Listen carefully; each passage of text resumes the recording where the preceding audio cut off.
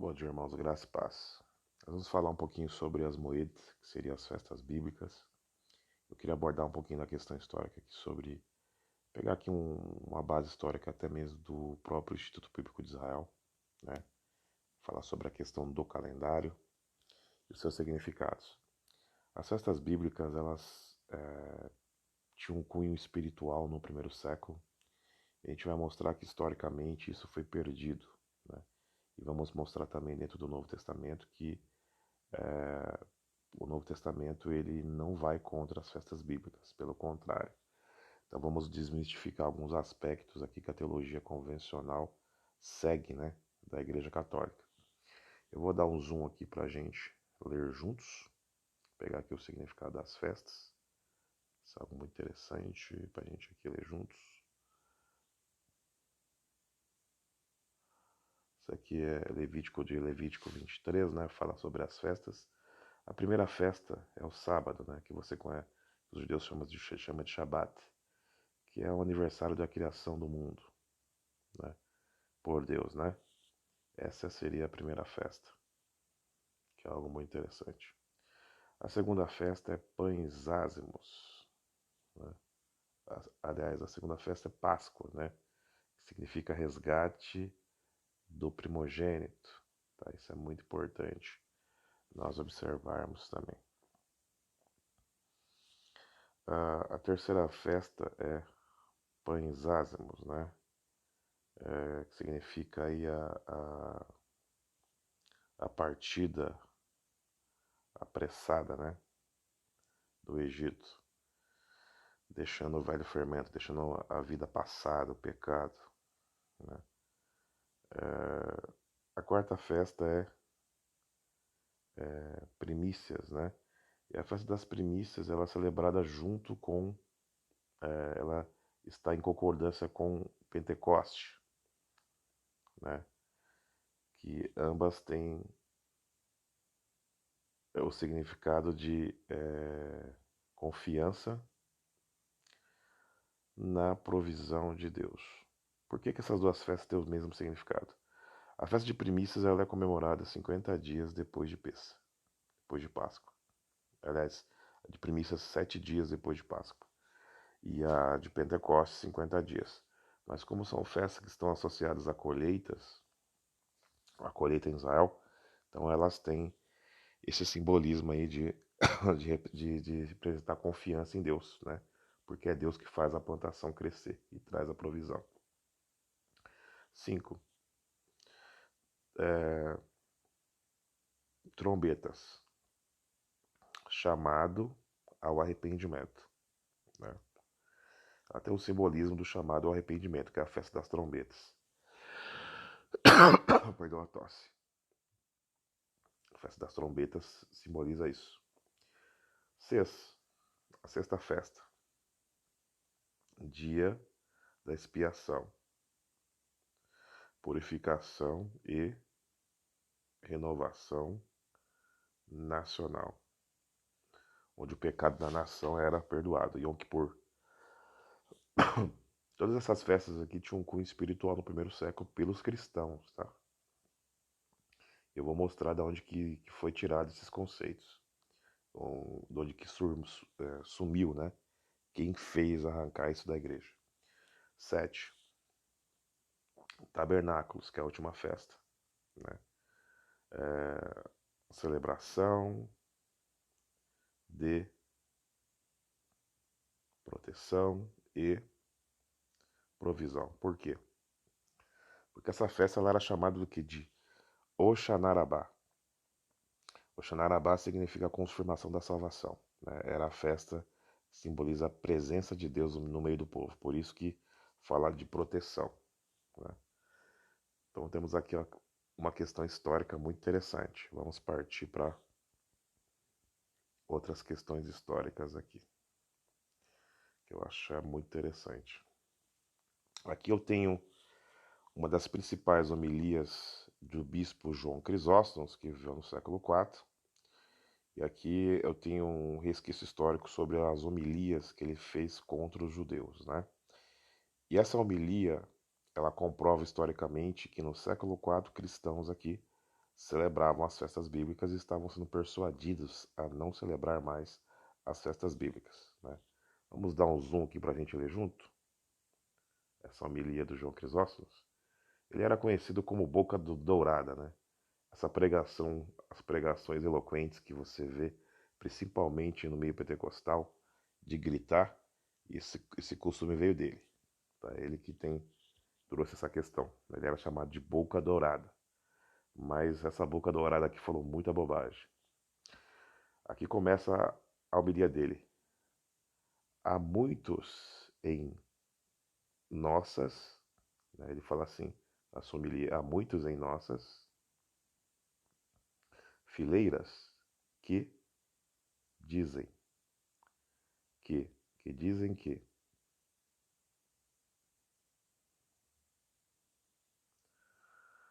pensam como nós, né? Ou seja, se pensasse diferente deles já era considerado herege ou inimigo, que pensam como nós, né? Ele fala aqui, no, no entanto, vírgula, alguns deles, alguns deles vão assistir aos, né? Assistir aos festivais e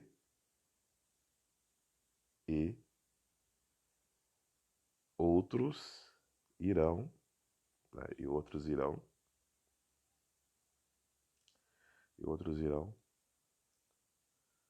juntar-se aos judeus. Ele continua aqui a homilia dele.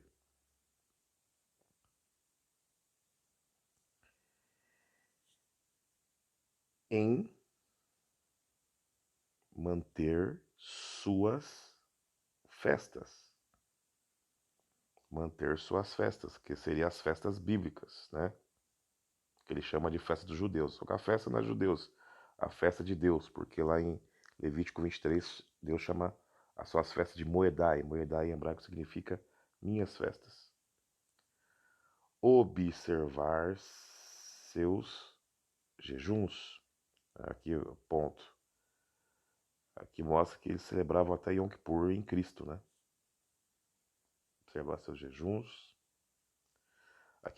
Aqui fala João Crisóstomo. Gostaria de remover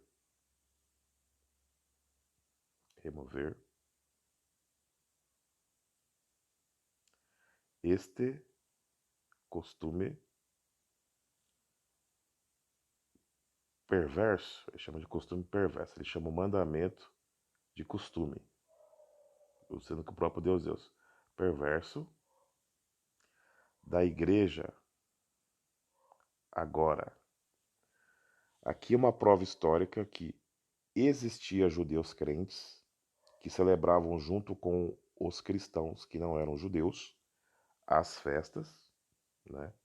Celebravam as festas e eles estavam sendo persuadidos a parar de celebrar essas festas. Aqui é uma das homilias, existem outras homilias que falam sobre as festas. Como o vídeo não ficar muito longo, eu vou usar apenas essa homilia aqui, mas essa aqui é uma das principais.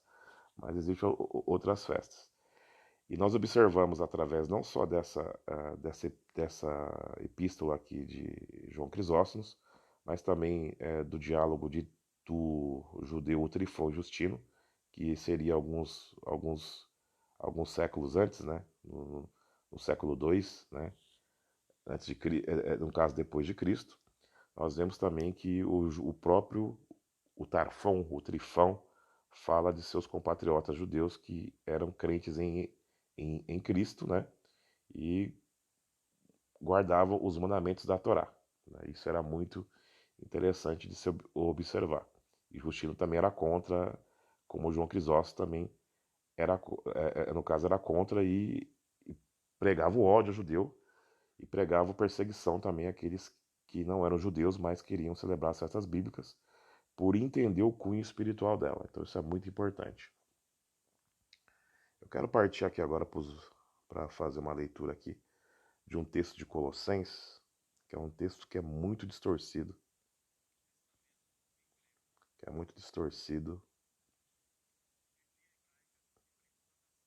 por algumas pessoas. Aqui nós estamos em Colossenses capítulo 2. É um texto muito usado pela teologia normativa para falar contra as festas. Falou que Paulo está falando contra as festas. Eu tenho uma tradução aqui muito boa, essa tradução aqui. É uma tradução que ela é uma interpolação da Nova Almeida atualizada, mas ela tem uma linguagem mais judaica, né? Para que os judeus de língua portuguesa lê, né? Eu vou ler aqui Colossenses 2,16. Diz assim: Portanto, ninguém vos julgue pelo comer ou pelo beber, ou isso, ou porque vós. Essa tradução aqui é muito boa. E eu vou mostrar no grego que está em concordância. Ou porque vós observais, olha só, ou porque vós observai os dias de festa, vírgula, ou de lua nova, ou dos shabats, né? Seria o plural de shabat, né? Aqui. Ou sábados. E olha que algumas traduções em português distorcem esse texto aqui. Então aqui, só em português aqui, nessa tradução, já conseguimos observar que Paulo está admoestando, né, que algumas pessoas estavam julgando os colossenses, que eram gentios, por observar as comidas, né, ou seja, as comidas, as bebidas e as luas novas dos judeus, ou seja, uma fé transcultural. Estavam sendo julgados por isso. Verso 17. Que são sombras das coisas futuras, mas o corpo é do Mashiach. A palavra Mashiach aqui é Cristo, que é ungido, né? A mesma palavra, mas o corpo é do Mashiach. Sombra, na questão ocidental, é algo ruim, né? Mas no judaísmo, a sombra, ela reflete a imagem. Se a imagem da sombra, se a sombra que está refletido vier de algo bom, tá? Então a imagem é boa. Então quando fala sombra, não é porque foi anulado ou acabado dentro da questão do judaísmo bíblico, né? Dentro da questão histórica, mas é porque, né, seria uma imagem de coisas futuras. Vamos visitar o grego para ver se esse texto aqui está em concordância. Vamos visitar o texto grego aqui agora.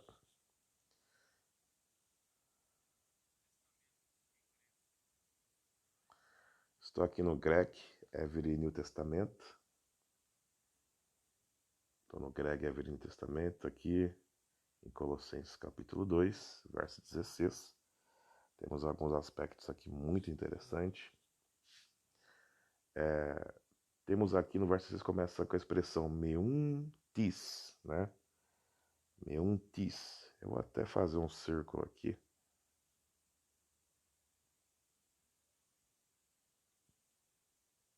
Aqui, ó. A expressão aqui começa meuntis.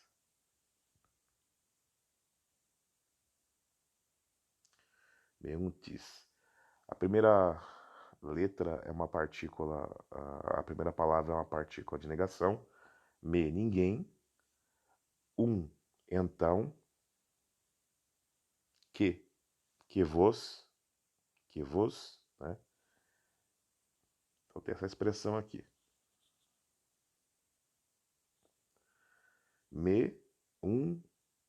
Tis. Ninguém, então, que. Temos aqui o pronome, né? Temos um pronome aqui, ó.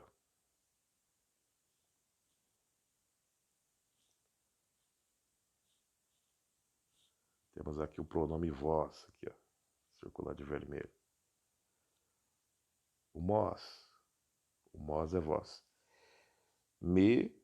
Meuntis, ninguém, então, tis, vos, né, vos, que seria o pronome vós aqui, se referindo aos colossenses.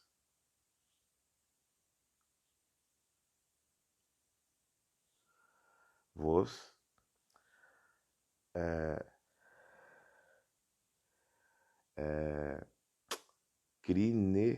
crineto, né?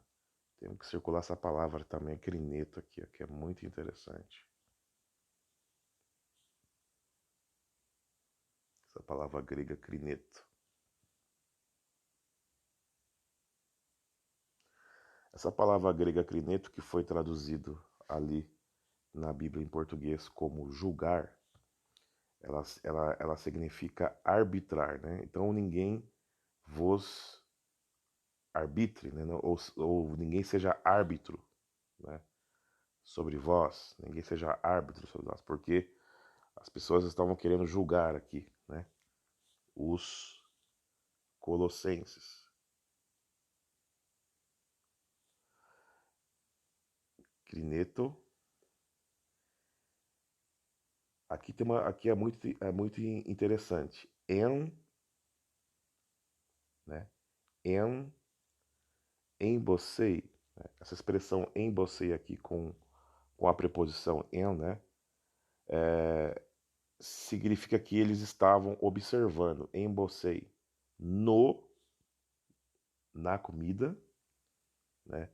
Na observação da comida. Estou parafraseando aqui para vocês entenderem como que está a gramática grega, passar para o português. Ená, possei, ená bebida. Ená observação, eortes, aliás, nos, merei, e nos dias, eortem, de festa, e no menos, lua nova, e, aqui em grego tá, sabaton é o Shabat, sábado, né? Sábados, né? Aqui tá no plural, sabaton, sábados. Então, ou seja, aqui está falando por aqui, ninguém seja árbitro dos colossenses na observação do comer e do beber, né? Do comer e do beber e das festas. Aqui o verso 17. Aestim, que são esquia, sombra, vou riscar a sombra aqui.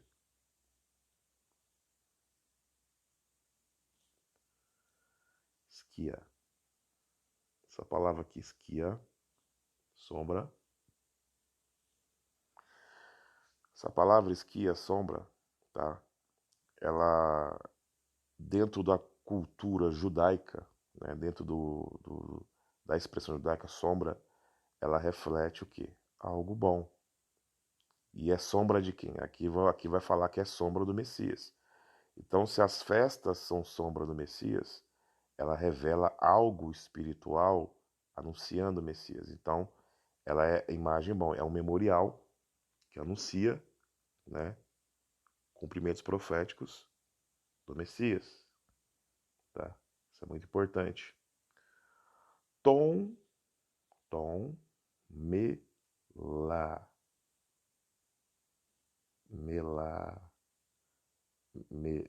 tom melonto, tomelonto.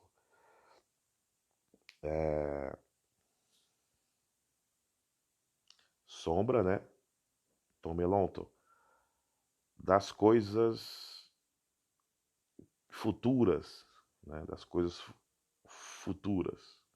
tomelonton, ou seja, diz que o memorial das festas, do comer e do beber, seria sombra das coisas futuras, que seria o cumprimento profético das festas no Messias, tá? Futuras no sentido de da remissão de todas as coisas. Temos aqui o artigo to e o advérbio de, todé, né? Todé significa mas o soma é corpo, mas o corpo do Cristo, de Cristo é, mas o corpo é de Cristo. Ou seja, por que fala que o corpo é de Cristo? Porque essas festas, ela anuncia, né, a remissão de todas as coisas, a remissão de todas as coisas. Então, ou seja, é algo muito mais profundo do que muitos ensinam aí fora, né? Distorcendo esse texto, que tem um significado positivo, e esse pensamento não é um pensamento meu, é um pensamento compartilhado pelo próprio Instituto Bíblico de Israel, né? Que aborda essas questões aqui, né? Do cristianismo histórico ter tentado, na tradução, fazer com que esse texto se tornasse algo ruim, sendo que na realidade é algo positivo que o apóstolo Paulo está dizendo. Tá? Isso é muito interessante. Se você gostou desse vídeo, né, eu vou pedir para você dar um like e se inscreva em nosso canal e compartilhe com seus amigos. Amém? Que o Eterno abençoe a todos em nome de Jesus Cristo.